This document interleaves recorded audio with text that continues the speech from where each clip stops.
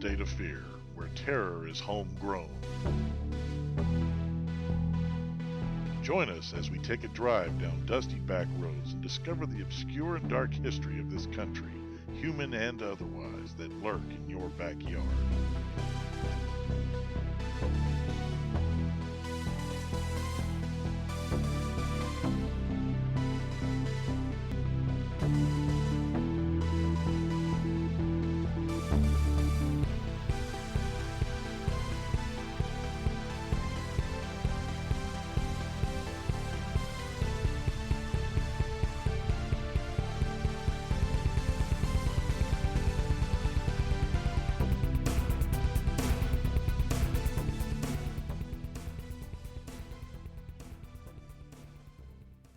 Welcome to episode 50, Wisconsin. Today we're going to start with some weird Wisconsin facts. James brings us the story of people in India going to extreme methods to combat COVID. Finally, we discuss 3 unusual UFO encounters. I'm your host, Chris, and joining me finally for the first time in forever in studio, James. What's up, my brother? It's good to be here again. Now I'm starting to realize why it is we were doing this separate, because damn, you ugly. You saw me on the video in... that is true. So I'm ugly all the time. But you were pixelated, so it's easy. And it was easier for you to I look at am it. kidding, of course, man. It is great to be back over here. I've missed doing this with you in person. I mean, I know we were able to handle business from afar, but it's better doing this together. I like being here. It's different in person. You're right. It's better. It just feels more natural. Plus, hopefully I sound better, too. Well, you do sound better. That you sound remote good anyway. shit, yeah. Yeah. But no, you sound great. You sounded great before, but it just feels more natural when we're in the same room. That's right. Acting like a couple damn fools, having fun, cutting up, and reading some interesting shit. But man, we are one episode away from finishing the season finally. Yes. Took us forever. We had a few side trips, a few rest stops, a few... baby, showed up, kind of put things... Well, I'm talking about also episodes. We did a few extra episodes as well. But that is true. Yeah, we're excited. We're already thinking about ways to improve for next season, so stay tuned. It's going to be pretty awesome. But today, we are discussing Wisconsin. But before we do that, I also want to let people know, remind them that, hey, we have the Patreon. Patreon.com, State of Fear, / State of Fear. Patreon.com / State of Fear. Get that right first time. And you go on there, you can get ad-free versions of the show, all the extra content that we have on there, so our rest stops, all the ad-free versions of Stoplight Stories and James's Passports. As well as extra stuff. We're going to do a whole bunch of new stuff we're going to do just for the Patreon. So if you're interested in getting extra content, go check it out. We have tiers 1, 5, and 10. Yeah, just $1. Super cheap, super simple. If you don't want to have all the extra stuff, but you want to support us, $1 a month goes far. Yes, it does. Goes very far. Also, I want to mention we have a YouTube, of course. State of Your Podcast YouTube channel. All the episodes are up there. Some of the extra stuff's up there too. And I want to give a shout out to a couple of new subscribers because our subscriber list has been slightly going up. But I'm pretty excited because I didn't realize we had as many as we did. But just some of the newer ones: CapDan58, Shauna Kendall, Jacob Seibel, Shannon S. Sabatos Fan 46, Mom States, Johnny Pacias, Seven Wolf, and Joseph Davila. Thanks so much for subscribing. I hope you guys enjoy the content and welcome aboard. Indeed. And also reviews. We need some reviews, don't we? Yes, we can always use reviews. Reviews are very handy. They help us. They help spread the word. They make us more prevalent on the search list and things like that. So if you have time, just take a few moments out of your day. You can do episodes or you can do the podcast as a whole. Just go anywhere you listen to podcasts, leave us a review.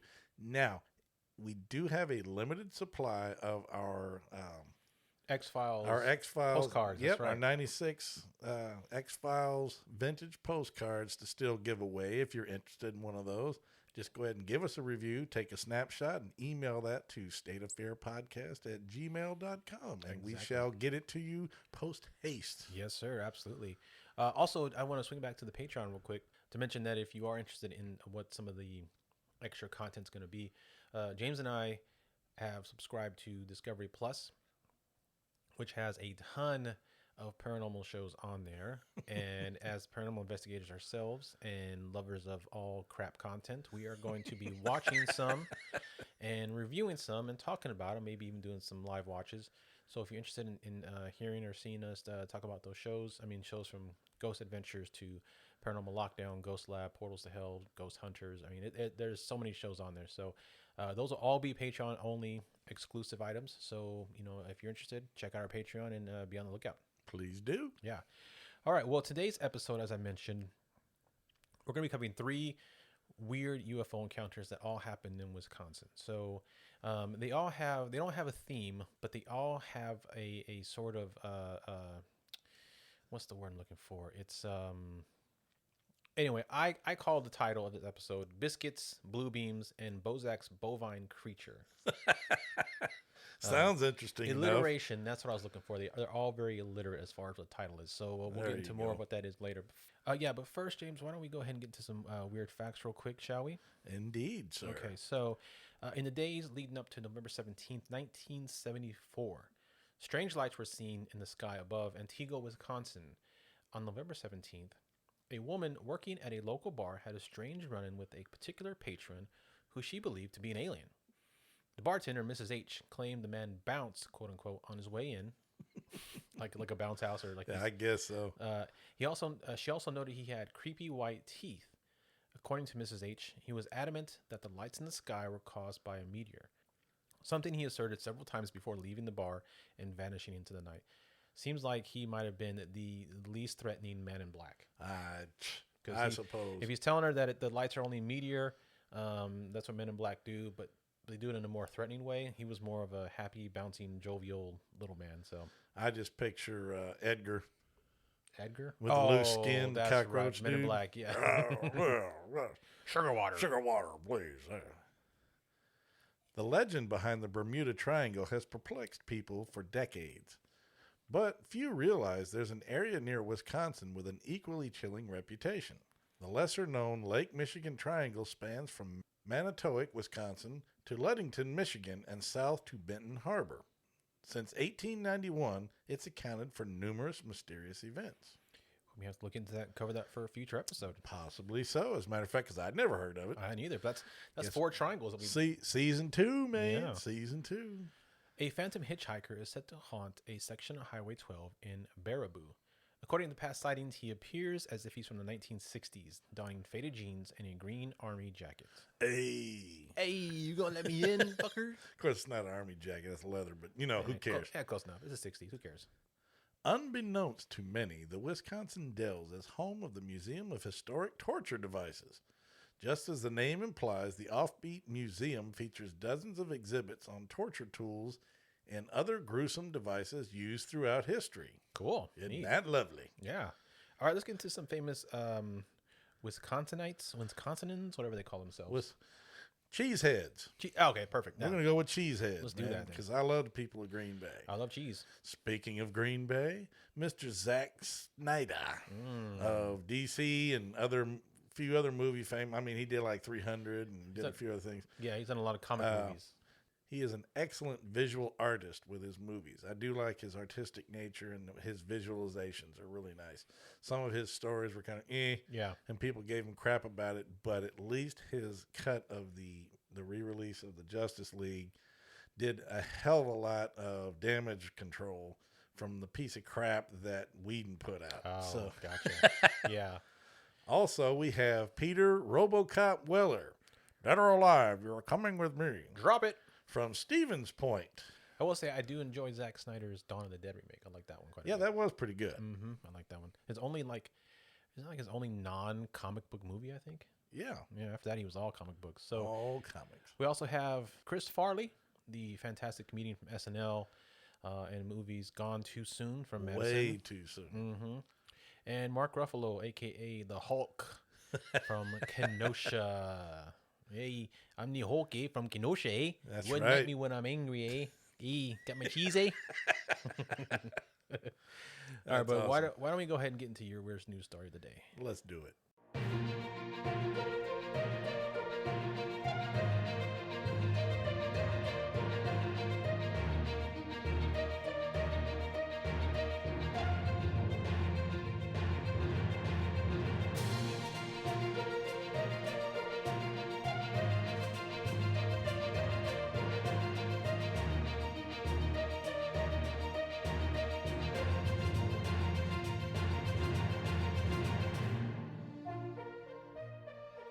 Man, do I have a shitty story for you today, brother.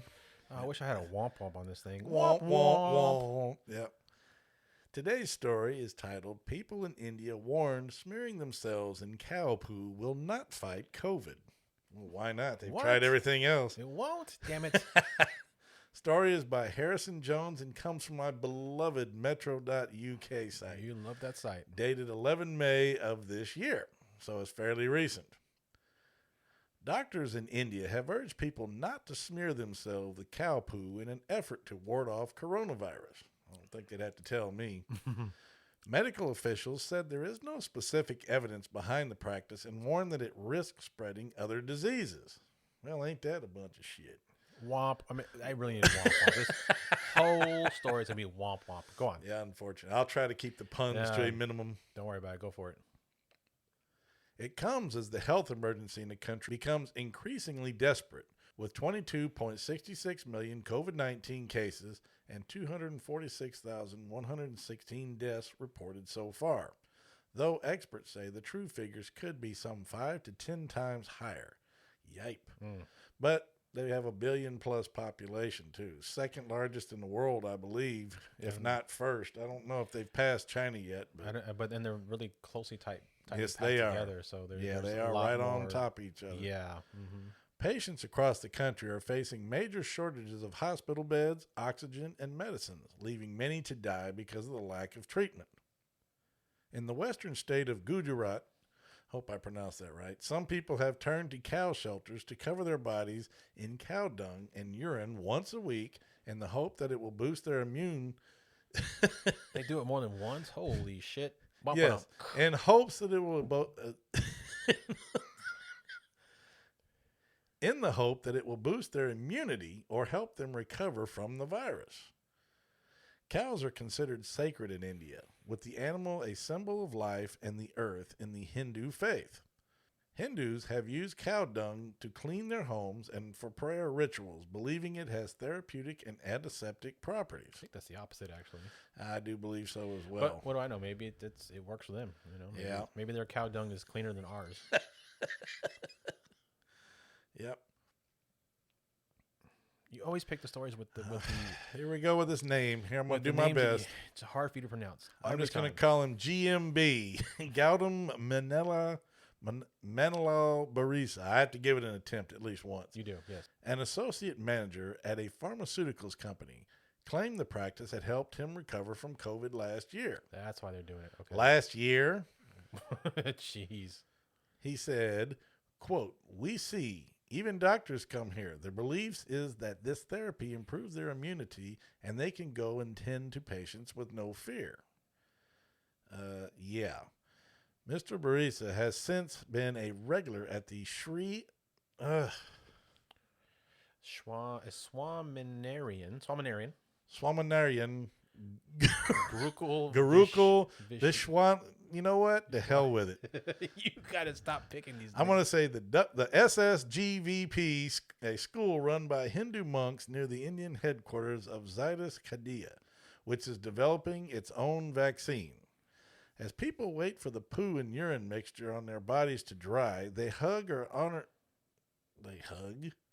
cows, man. Or honor the cows at the shelter and practice yoga to boost energy levels. I will say this, and I think several people do know this. Indian people consider cows sacred because they actually think they are reincarnated versions of their relatives and stuff like that. Yeah. So this is why they do not eat beef in India. Right. They will not do it. Mm-hmm.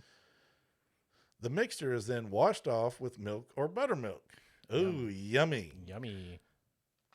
Doctors and scientists across the globe have repeatedly warned against alternative. Why do I do that? Alternative? Doctors and scientists across the globe have repeatedly warned against alternative treatments for COVID-19, saying they can often lead to a false sense of security and complicate health problems. Dr. Jayadal, national president at the Indian Medical Association, said, quote, "There is no concrete scientific evidence that the cow dung or urine works to boost immunity against COVID-19. It is based entirely on belief." Well, it goes back to their religion. Mm-hmm. There are also health risks involved in smearing or consuming these products. Consuming, wait a minute, time out. Don't do that. No. Other diseases can spread from the animal to humans. Like mad cow disease. Yeah. There are also fears that the practice could spread the virus because it involves people gathering in groups, though some centers are taking measures to avoid crowding. Meanwhile, COVID patients in India are being diagnosed with a rare and deadly black fungus infection. Sounds horrible. Yipe. And the latest bleak development in the country's health crisis. That sucks. That's terrible. That sounds horrible. Black fungus lungs? Black fungus infection. Yeesh. Those people do go through a lot of hell. They do. I will have to say that. But that is a story. Man, that is. I'm going to say it. That's shitty. Womp, womp, womp. Okay, I got a couple more. Ain't that some shit? And that is one big pile of shit. Yes. All right. I'm done now. Okay. Cool. All right. Great story, man. Awesome. All right, brother. All right. Why don't we go and get into the main topic of today? Huh? Do it. All right.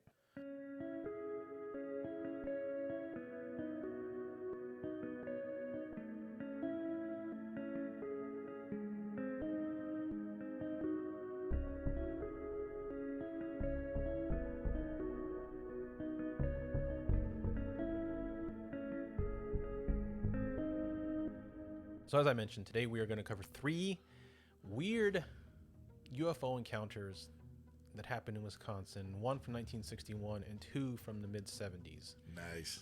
As I said, there's not really a theme, but I found a sort of an alliteration title that I like to go with it, and it's called Biscuits, Blue Beams, and Bosak's Bovine Creature. First up, Biscuits.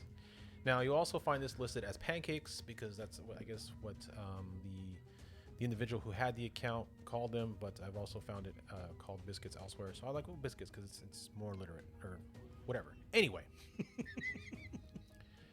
on Tuesday, April 18th, 1961, Joe Simonton, a 60-year-old plumber from Eagle River, was sitting down to his breakfast when he had his own personal close encounter. He recalled hearing the sound of, quote, knobby tires on wet pavement, end quote, and went up to investigate. Simonton claimed he saw a bright silver saucer hovering over his property. He saw a metallic UFO-like object, which he described as appearing like 2 reversed bowls with exhaust pipes on its edge. The saucer was 12 feet from top to bottom and about 30 feet in diameter. Rather than land, it continued to hover just above the ground as a door that he said looked like the hood of a car opened, and he was met with 3 aliens who had a height of about 1.5 meters, wore black or navy blue clothing with turtleneck shirts and helmets. Very dapper. I love it. That's great. Oh, shit. According to Simonton, they looked Italian and to be about Yo, what's up, man? and to be about 25 to 30 years old. One of the beings stepped out and handed Simonton a silver 2-handled thermos-type jug and indicated he wanted it to be filled with water, which Simonton did. He returned the jug to him. I'm sorry. I'm trying so hard not to laugh That's over fine. you, man. That's fun. I'm just here. Hey, yo, man, can you fill this up for us, eh? Yeah, You mind, man? Yeah, thank I you, man. think my thermostat, my radiator's low. That's right. He returned the jug to the man and, quote, looked into the saucer. He saw a man cooking, quote unquote, cooking on some kind of flameless cooking appliance, probably a George Foreman grill. The quote unquote chef, who had red stripes on his pants, gave Simonton 4 hot pancakes with small holes about 1/8 of an inch thick and 3 to 4 inches in diameter, or biscuits as I call them. The men returned to their ship and closed the hatch. Simonton watched as the saucer rose into the air, and as it moved away, Simonton took note that there were exhaust pipes about 6 to 7 inches in diameter protruding from the rear of the saucer. A friggin' extraterrestrial cookout. I love it. Yeah. Weirdest. You know what? I think that's extraterrestrial food truck is what that was. I think you're right. That's funny. Pipes. Oh, shit. Now, Simonton said they were the worst tasting pancakes he had ever eaten. Simonton kept the incident to himself for a few days, but on Saturday, he concluded that it was important enough to report to local authorities. This brought on an onslaught of formal investigations, including the United States Air Force and the National Investigating Committee for Aerial Phenomenon, or NICAP. Yo, snitches get stitches. You know what I'm saying? Don't tell nobody what you saw, all right? That's right. We're getting our water, getting out. Take your pancakes and shut up. Astronomer and Blue Book investigator J. Allen Hynek was dispatched by the U.S. Air Force to investigate following the incident. He took one of the pancakes back and sent it to the Food and Drug Laboratory for analysis. Now, the pancakes were found to be made of starch, buckwheat, soybeans, wheat bran, and hydrogenated fat, all of which were accessible on Earth. Simonton and his story were dismissed. Nevertheless, Simonton had no reason to pursue a hoax and openly regretted telling anyone what he saw, as the demands from reporters disrupted the routine of his life. Plus, Savino Borgo, an Italian English, no, just not Italian, fuck it, okay. Plus, Savino Burgo, an Eagle River insurance agent, independently corroborated Simonton's account by claiming to have seen a flying saucer go past about a mile from Simonton's home at the same time. The witness was found to be a balanced person of good mental health, and he actually believes that the sequence of events really happened, Simonton's file reads. However, the inconsistencies coupled with the lack of supporting evidence tend to indicate that a witness suffered a hallucination followed with delusion.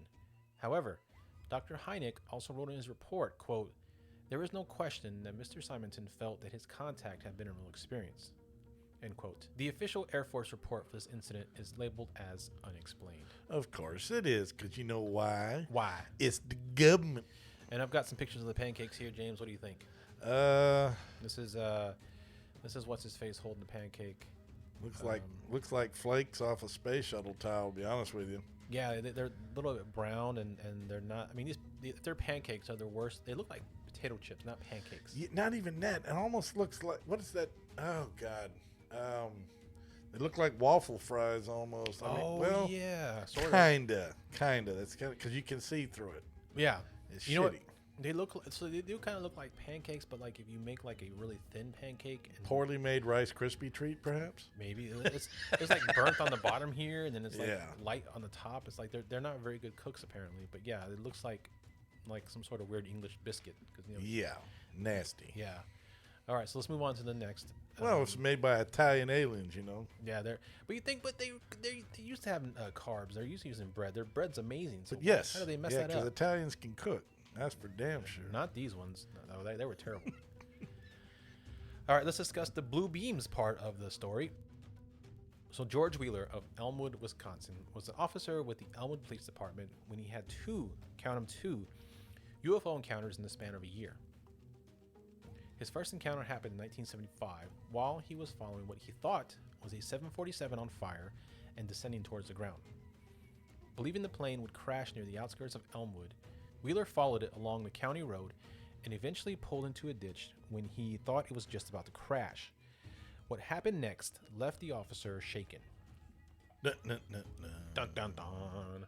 The drama unfolds. Mm-hmm. As the plane flew directly overhead, Officer Wheeler began to notice several strange things about it. First, it was completely silent. No engine noise, no sound of the flames, no sound of the landing gears coming out, nothing. Next was the fact that the aircraft wasn't actually descending.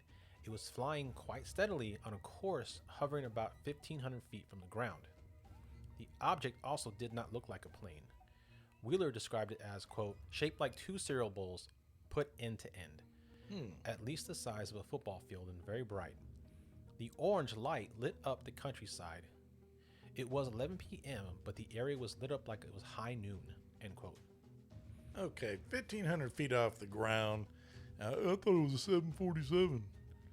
I'm gonna punch him in the face. Well, the thing is, I think when he saw it, it was far away. So all he saw was a bright, orange flame-like object in the sky. So I get you. He didn't thought notice it was just something wasn't going down. Yeah, I until he got got right up on it, he noticed it wasn't a plane, and it was how high it was off the ground. So I that's what it guess I was. just expect too much from these people. And I say that because then, as he stood there watching it, the craft took off with incredible speed and began making maneuvers that were outside what current aircraft could do.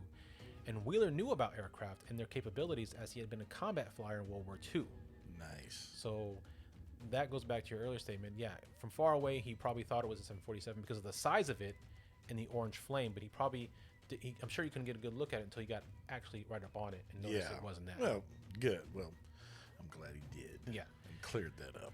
Wheeler believed that the craft was showing off for him, putting on an air show, so to speak. Look what I can do. The craft would start zooming along the sky at a tremendous speed, then suddenly change direction instantly at a 90-degree angle and repeated this maneuver multiple times. Finally, it took off west and in less than a second disappeared. Damn. Hit the hyperdrive. Gone. Officer Wheeler's second encounter came on the evening of April 22nd, 1976. This time there was a noise. He had heard it moments before the attack, quote unquote. It all began with George, out on an evening patrol, noticed an orange glow near the quarry at Tuttle Hill. Quote, looks like we've got a fire out there, end quote, he radioed in. I'm going to investigate. When he drove to the crest of County Road P, he was high up enough to have an unobstructed view. To the north, over a flat hilltop alfalfa field, there it was. Quote, my God, it's one of those UFOs again, end quote, he shouted into the police radio. But when he started to describe the craft, he was calm, under control. It's huge, he explained over the radio to Chief Helmer's wife, Gail, who was working as a dispatcher that night. Bigger than a 2-story house. And he went on to say that it was silver-colored, perhaps 250 feet across, and that a bright orange beam glowed from its domed roof. The light was so powerful, he couldn't look straight at it. It hurt his eyes. And just as he was describing this light, the craft started to rise. As it rose, he stated he could see shadowy figures inside. Were they flipping him the bird? Probably. Hey, remember us, asshole? You want to try some pancakes? That was... We heard what you said about our pancakes, motherfucker. That was when he heard the loud whooshing noise. A whoosh. Whoosh. And before he realized what was happening, a blue ray shot out from the craft. The ray hit the squad car. Insert War of the Worlds noise here. Yeah. Pew, pew, pew. The police radio went instantly dead. The chief's wife was yelling on the other end, George, can you hear me? Are you all right? But George couldn't hear her. The car was a wreck. Its lights were out. Its points and spark plugs were ruined. And Officer Wheeler was unconscious. David Moots, a dairy farmer, another dairy farmer, lots of dairy farmers in Wisconsin, I'm sure, was driving the babysitter home when he noticed a squad car, its lights off, sitting in the middle of the road. He went to investigate. He looked inside and saw George Wheeler sprawled across the front seat. He asked, George, are you okay? And the police officer didn't stir. Moot then repeated his question. This time, George tried to move. He leaned forward from his seat and then fell back. He didn't have any strength and he looked white as milk. Damn. What's wrong, George? Moots asked. He was really worried. It took the officer some effort, but he finally managed to speak. I've been hit. Get me to a radio. His voice, Moots noted, was shaken, full of fear. Hit by a car? No, George Wheeler answered slowly and distinctly. By one of those UFOs. I'm sure it was a little less PC. It was like one of those motherfucking UFOs. I'm sure he's pissed at this time. Yeah, that's right. Phaser, hit by a phaser fire on stun. Set the stun. Knocked the shit out of me, yep. At just about the time David Moots discovered the day's police officer, Gail Helmer was at the radio in Village Hall trying to figure out what was going on. She decided to call Paul Fredrickson, a nursing home administrator who lived just east of Tuttle Hill. No disrespect. What the hell's a nursing home administrator got to do with any kind of UFO business? I guess we're going to find out? I think he was nearby, that's why. Gotcha. Yeah, because he says here, maybe you can look out your window, Paul, and tell me what you see. So I'm sure it was right next to where Gotcha. he was at. Yeah. Anything unusual out there, she asked. It was after 11 and Fredrickson had been in bed. I guess it was his home was nearby there. That's what it was. Gotcha. But when a neighbor asks a favor, especially if she's the wife of the police chief, nobody in Elmwood complains too much. He went to the window and he said, I saw this flaming orange object in the sky. I seen it. I saw it. I seen it. That's it. right. It resembles a bright orange half moon. I watched it for a full 10 seconds and went back to the phone. By the time I returned to the window with my wife, the object was gone. I do like the fact that the descriptions are somewhat, should we say, consistent between all the witnesses. So that's good. Yeah, that's because usually when you get a bunch of different stuff, then you got a bunch of people just making up their own stuff. Yeah, it seems like they actually saw what everybody says they saw. Indeed. A few miles away, south of Tuttle Hill, Mrs. Wiles Wergland was watching the 11 o'clock news on her bedroom television. Suddenly, her set went black. Annoyed, she put on her slippers and trudged into the cantankerous television. That's a weird word. You don't hear that much very often. Trudged. That and cantankerous. Yep. She kept pushing the on and off button and nothing happened. And then she noticed that gum TV. And then she noticed a glorious light shining outside her bedroom window. The room was now pitch dark, but outside something was lighting up the sky and it was moving. Its glow suddenly illuminated the bedroom. Bathed in this light, she went to the window and watched a spacecraft zoom silently across the night sky. It was shaped like a moon, but was much brighter and colored differently, she remembered. She watched it pass from sight, and when it was gone, the TV came back on. Yay, I'm done. Who cares? All right. UFO, who cares? TV's on. I'm watching Carson. 2 other area residents reported TV issues at the time of the sighting as well. More interesting still, Wheeler stated he detected a hose dangling from this UFO and noted that both sightings took place near a 69,000 volt power line in the area. Shitter's full. Couldn't help it. I'm sorry, I couldn't help it. Hose dangling, gotta drain the shitter. He speculated that the craft might possibly be used in the vicinity as a recharging site. Though he is still at a loss for what happened that night, he says, quote, "I don't know what I saw, but all I know is I don't want that experience repeated ever again." Now, he says that he is not only a believer in UFOs, but he thinks the occupants of such craft are out to kill us. Well, if they were, they'd have done it. Yeah, you would have been knocked out. You've been dead. They could have been shooting. They could be evaporating shit from space, and we couldn't do nothing about it. Easily, yeah. Maybe that's what spontaneous human combustion is. Just aliens. Well, we did discuss that in the episode that possibly it was aliens or people that made crappy deals with the devil. Go check out our Pennsylvania episode for that. Amen. All right, so our final story for the night is the Bosak Bovine creature. The 1974 UFO account of William Bosak is as intriguing as it is bizarre. On December 2nd, 1974, at approximately 10:30 p.m., William Bosak had an encounter that would change his world. Bosak, 68, was from Frederick, Wisconsin, and spent the previous 40 years as a dairy farmer. Another dairy farmer. There you go. All dairy farmers. It's funny, and the story of the day was about cows, man. Man, synchronicity, dude. Synchronicity. All over the place, yeah. Here we go again. On the night of the encounter, William was on his way back from a meeting of the Fanner Cooperative in Frederick. The roads were foggy that night when, 1 mile from his house, he spotted an object on the left side of the road in front of him. The object was reflected in his headlights, and as he got closer, he began to slow down. Bosak recalled, quote, "It had a curved front of glass, and inside I could see a figure with its arms raised above its head." Guess he's getting carjacked. UFO jack? UFO jack. I mean, I don't know. He would estimate the craft was about 10 feet in height and was a disc or dome shaped. The craft seemed to be hovering, suspended in the fog, and made no sound. He stated the figure was humanoid, but it had more of a cow-looking face. Oh, Lord. It had a square face with hair sticking straight out from the sides. The ears stuck out from the head about 3 inches, and the eyes were large and protruding, and they were shaped like a calf's ear. Both arms were extended above its head, and hair stuck out from the outside of its arms. He also stated the creature's face was hairless, and it wore what Bosak described as a tight-fitting garment that had appearance of brown fur. He couldn't make out any other features of the outfit, such as zippers, buttons, or collar.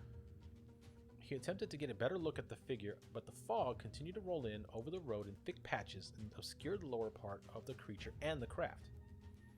Sitting in his car, which was at a complete stop by the way, Bosak locked eyes with the cowman. They locked eyes for about 10 seconds, but to Bosak it felt much longer. Don't move.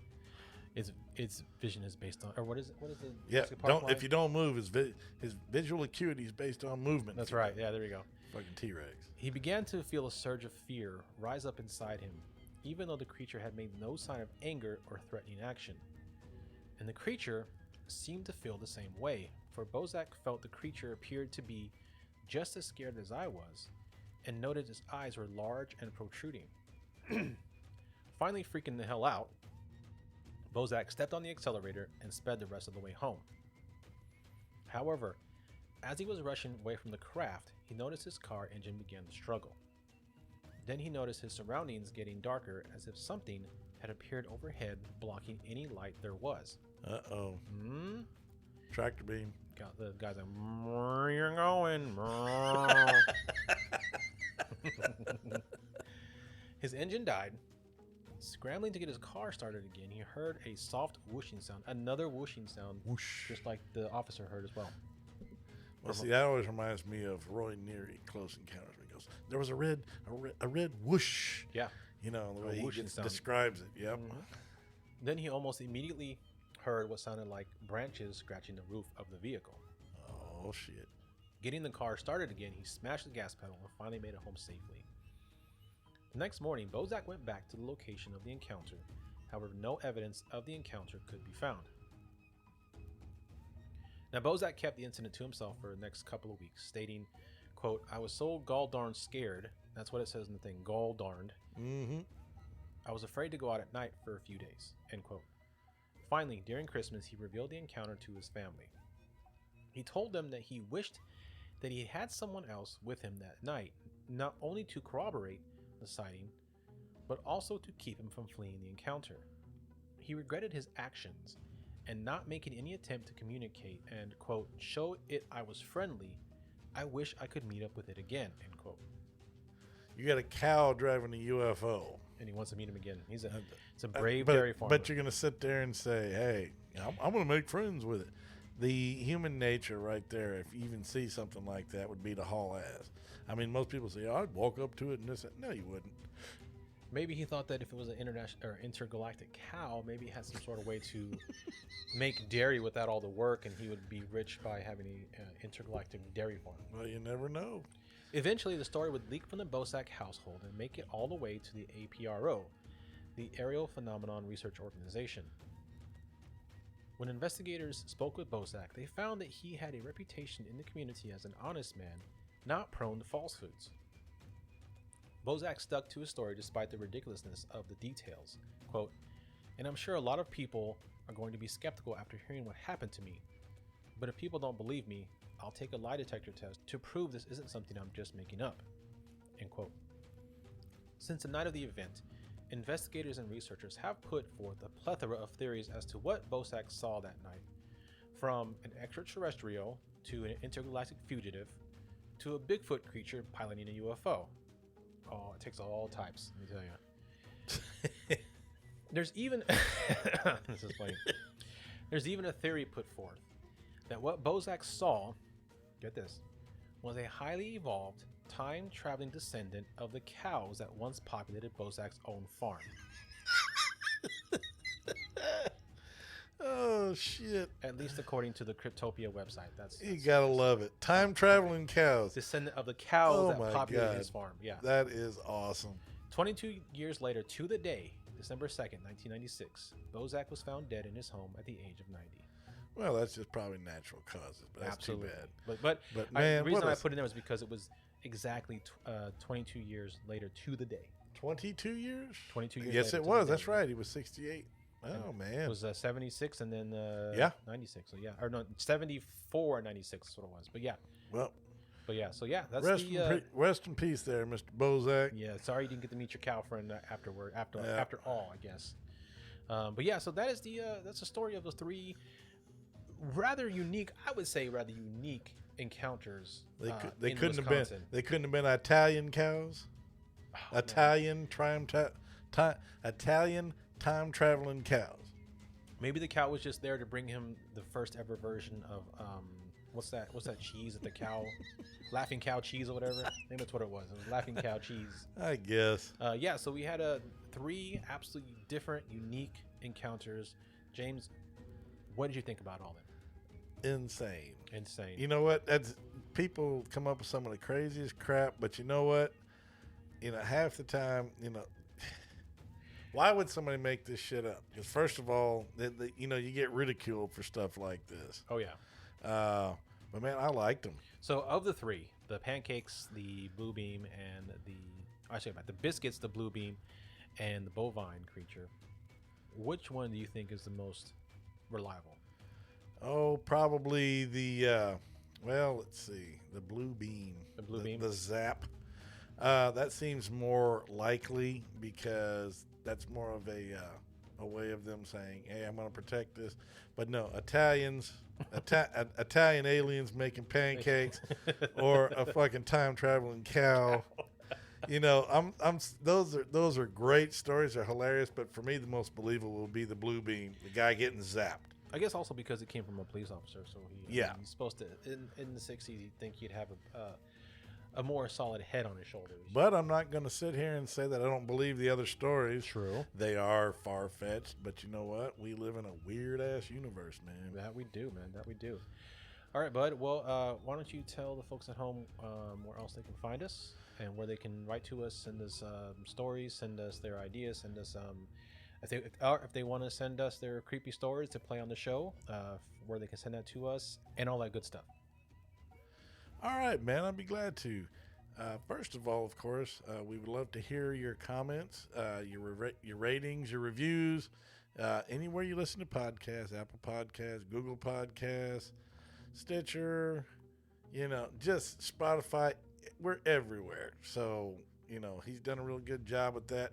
Also, if you are YouTubers, of course, we do have our YouTube channel. Just search State of Fear Podcast. You have to put it all in there because there are some other State of Fear things that are unrelated. Yeah. But ours is the only podcast of that name, of Correct. course. So if you do that, subscribe, like the episodes if you could. And if there are specific ones you like, leave us a comment or stuff because that helps. Oh, speaking of which, we did get another cool comment on our YouTube channel. Oh, we did? Yeah, let me read that real quick. Here we go. So regarding our Utah Haunted Town Layton and Curse of Hobbs Reservoir episode, Chad Harkness wrote, Hobbs Pond is a dark place. I live about 5 minutes away. There are tons of paranormal areas in the next town just south of Layton. Kaysville has a lot of things like Kays Cross, etc. I replied back and asked him if he'd ever been to the pond. He said, I've visited Hobbs Pond many times. I even helped with the search with the boy found in the pond walking his dog. R.I.P. I swam it a few times when I was young. Luckily, nothing happened. The place definitely has an eerie feeling. That's awesome. Yeah, so one of the cases that we talked about, the last case, the most creepy one with the boy and his dog, where the dog was found on the shore and the boy was in the thing, he actually helped with that search first. So thanks for your comment, Chad. Appreciate that. Thank you, sir. Appreciate that pretty very cool much. Stuff, man. Yeah, so if you have a comment, send us a comment on any of the videos. We'll love to see it. Absolutely. Also, we actually have a phone number. If you'd like to share your story with us, we haven't actually mentioned this in the last few episodes, very poorly on my end. That was very forgetful of me. Yeah. If you'd like to call and actually leave us a voicemail message of an encounter or strange happening that you'd like us to actually share on an episode, dial us up at 713-581-4551. We'd love to hear your stories. We'd love to include it. All right, yeah. So just give us a call, leave us your voicemail, and we'll play it on the show next time we come around. But until then, James, we got one more state. One more state. Yeah, we're going to be heading to Wyoming next. Let me tell you, I have got a doozy of an encounter for that one. Another UFO encounter, but this one is of someone who was kidnapped by an alien creature. Wyoming, UFOs, kidnapping. Yes. Devil's Tower.